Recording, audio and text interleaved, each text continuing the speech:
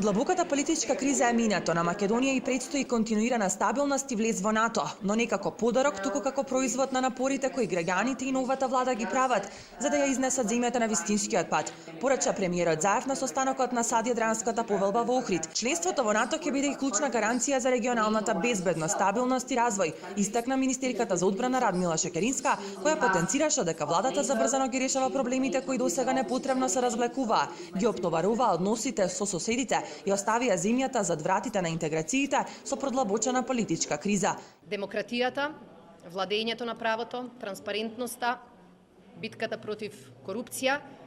се дел од кодот на новата реформска влада на Република Македонија.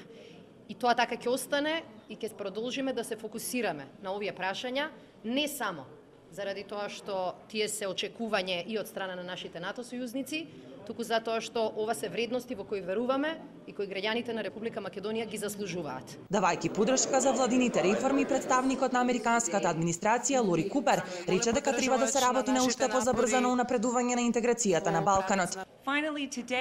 И сад и надаму ќе ја поддржуваат оваа иницијатива, оваа Јадранска повелба како форум за континуирање на интеграцијата на регионот во НАТО и за унапредување на... На состанокот во Охрид учествуваат министри за одбрана од земјите членки на Јадранската повелба, позната како А5, базирана на заедничка визија за стабилност во југоисточна Европа и полноправно членство во евроатланското семејство.